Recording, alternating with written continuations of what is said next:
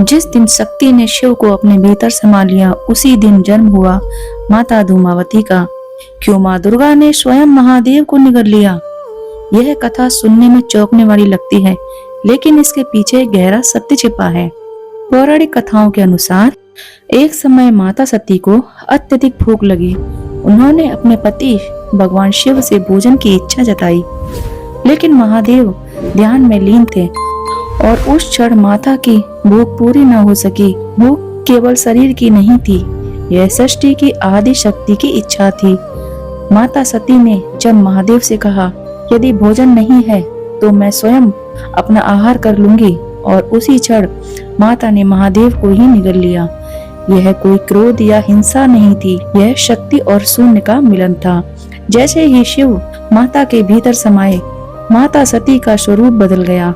उनका तेज शांत हो गया, मुख से धुआं उठने लगा, केस बिखर गए, वस्त्र फटे हुए थे और वह एक विधवा स्वरूप में प्रकट हुई।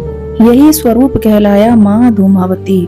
धूमावती का अर्थ है धुआं, शून्य, विरक्ति और सत्य। यह रूप हमें जीवन का वह पक्ष दिखाता है जिससे हम अक्सर डरते हैं, अभाव, अकेलापन, वृद्धावस्था और इच्छाओं का अंत। महादेव को निगलने का अर्थ था संपूर्ण सृष्टि की लय में जाना। शिव स्वयं शून्य है और धूमावती उसी शून्य की शक्ति है। बाद में महादेव पुनः प्रकट हुए, लेकिन माता धूमावती बनी रही, क्योंकि यह स्वरूप सिर्फ देवी का नहीं बल्कि जीवन की कठोर सच्चाई का प्रतीक है। धूमावती माता मोक्ष, वैराग्य और सत्य का मार्ग दिखाती हैं।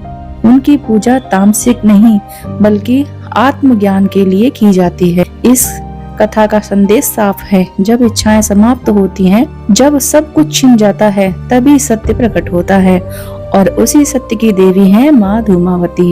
यह डर की नहीं बल्कि अंतिम जागृति की कथा है। सभी मित्र कमेंट बॉक्स में जय माँ धूमावती अवश्य लिखें।